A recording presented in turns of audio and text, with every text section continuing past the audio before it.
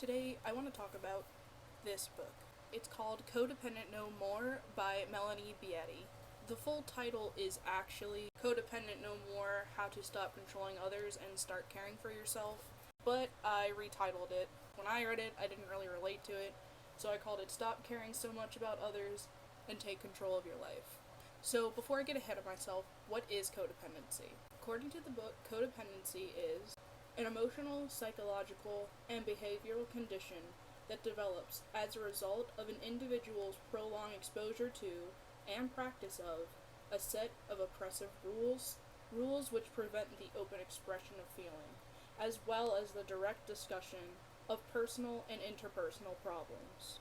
So let's play a little game called Put a Finger Down, a la TikTok style.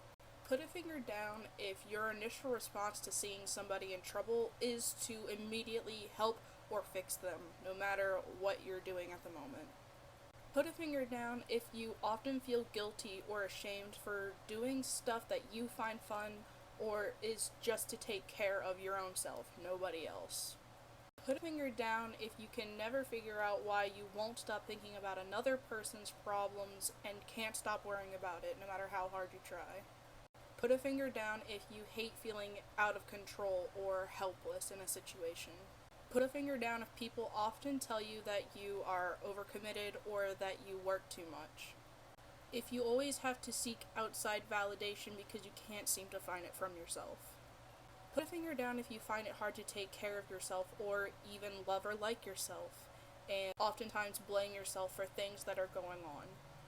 Put a finger down if you set up boundaries with people and then they slowly start to disappear to where you find that suddenly you don't have any boundaries with anyone at all, such as you find it hard to say no to certain people. Put a finger down if you always feel like you're supporting others and never receiving the same support back. And put a finger down if you find it hard to communicate how you're really feeling and what you really think, even to those that are closest to you. If you felt as though you related to any of those 10 things that I mentioned, you may be somebody who struggles with emotional codependency. So just as a quick list of things that have tended to help people with codependency, I'll just rapid fire through them, and then I'll go in detail about some of the certain aspects that personally helped me when I read the book. Detachment, a non-rescuing approach to people, not controlling the object of our attention. Directness, paying attention to ourselves, working a 12-step program, and becoming undependent. But if you want me to go through each and every symptom really quickly, I'll go through it, but even each symptom has a list of characteristics or qualities to better explain what it means. A codependent person may struggle with excessive caretaking, low self-worth, repression of emotions, obsession, controlling, denial, dependence, poor communication, having weak boundaries, lack of trust, anger, and there's even a list of what a person with progressive codependency may appear as. I'll talk about that more towards the end of the video. Beatty cites that the most important recovery goal for people who struggle with codependency is something called detachment. When some people think of detachment, they imagine sort of a coldness, pretending to not care, being apathetic, but really for someone who struggles with codependency, detachment can be better understood as healthy neutrality. Ideally, detachment is releasing or detaching from a person or problem in love. We mentally, emotionally, and sometimes physically disengage ourselves from unhealthy and frequently painful entanglements with another person's life and responsibilities, and from problems we cannot solve. She even describes the best time to detach. She cites that a good rule of thumb is to detach when it seems the least likely or possible thing to do. So when you find yourself worrying too much, you can't stop talking about this issue. If I had to think of a casual example of detachment off the top of my head, I would say, for example, if a friend reaches out to tell you that they're about to lose their job. Absolutely, the understandable and appropriate reaction to this is concern and worry. You may even offer as to how to help this person, and that's totally okay. But a codependent person may take it another step further. They may offer to help this person find a job immediately, may start offering them money to help them pay for rent, get groceries. derail their entire day to help this person feel better.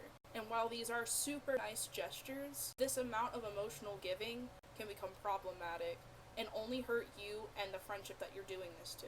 And of course, helping a friend find a job is not problematic. It's just that when this is your initial response, your very first response to a problem, to walk in and fix something, that's when it's codependent and that's when it's a problem. Another concept in this book that I learned that I had never heard of in my social work studies is the Cartman drama triangle.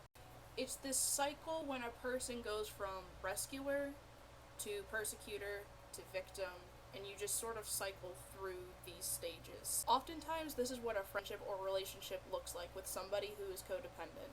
They may walk into your life as a rescuer, trying to fix problems, support you, put all their time and energy into taking care of you, basically rescuing you. And sometimes they may even be the rescuee. They allow somebody to come into their life and fix their problems, looking to them for answers, just depending on the situation. But then slowly over time, a codependent person goes into the persecutor stage. In this stage, if they were the rescuer, they start feeling like the person that they helped rescue is ungrateful, not returning the same energy or same care, and they start persecuting the person that they helped. Why don't you show me the same support? I helped you when you were in a crisis. I stopped my entire day to help you. Why aren't you doing the same? Oftentimes, when codependents are acting like this, people start to walk out of their lives or kind of put them in their place. And that's when a codependent person moves to victim. Why is it that people always leave me? Why is it that I only help people and nobody helps me? And this stage is a codependent person's favorite place to be. They love being the victim. Why?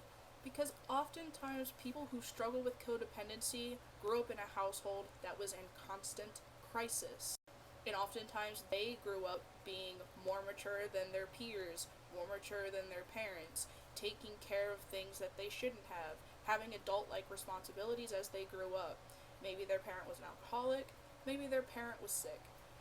In whatever case, they were never properly taken care of by those around them. Or they always had a disposition and was nurtured that they had to take on responsibilities that weren't theirs. So, being the victim, they finally get to play out and seek out the needs that were never met in these crisis situations. At least that's my own personal theory anyway. And the cycle just goes on and on. Ultimately, codependent people tend to have a similar pattern of characteristics. They're usually super kind, naturally empathetic, thrive on caretaking, are naturally good at anticipating others' needs.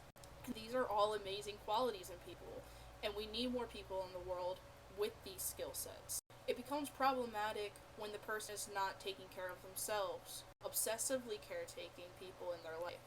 And when codependency goes unchecked for too long, they get into something called a progressive stage. The symptoms listed in the book for a progressive stage of codependency are feeling lethargic, feeling depressed, becoming withdrawn and isolated, experiencing a complete loss of daily routine and structure, feel hopeless, begin to plan their escape from a relationship they feel trapped in, think about suicide, become violent, become seriously emotionally, mentally, or physically ill, experience an eating disorder, or become addicted to alcohol and other drugs. Okay, so progressive stage or not, and you feel like you relate to this video, what do you do to get better? Well, like I said, the concepts in this book that I seem to cling on to most frequently are detachment and remembering the drama triangle. I can't tell you how many relationships and friendships I've been in that follow the steps of the triangle. If I am able to recognize that I'm about to step into a rescuer or rescuee stage, I automatically have to tell myself, okay, this is maybe a friendship that I need to step back from and that I need to detach from. Not completely cut off, not take a cold stance towards, just healthy neutrality. Being there for the person, but not expecting yourself to fix the problem. And of course, this may also come along with setting up boundaries. Boundaries are something that oftentimes codependent people were never taught as a child, and we have to learn as adults. Creating boundaries with yourself and boundaries with this triangle is going to help a person stop getting into codependent relationships and codependent friendships. And codependency is not something that you can totally fix overnight. It's a habitual way of thinking that your brain has been nurtured to do and that your natural disposition feeds into. Learning more about how to take care of yourself, set up healthy boundaries, have healthy neutrality. These are all good things, and not only do they help you, but they help the relationships in your life. You'll find that your friendships and relationships become way more healthy when you take a step back, if you're somebody who struggles with codependency. Not that I'm sponsored, this is an ad, but I highly recommend this book. If you're someone who's codependent, it may be hard to read at first, but it can totally be a game changer. And if you found anything in this video that was relatable, you may like even more of what is said in this book. Good luck out there in the universe of being an empathetic and kind person. If you have any more questions or want to talk about codependency, in the comments below, I'll be there reading, and if I have anything to add or any answers for you, I will definitely let you know. Thank you for watching.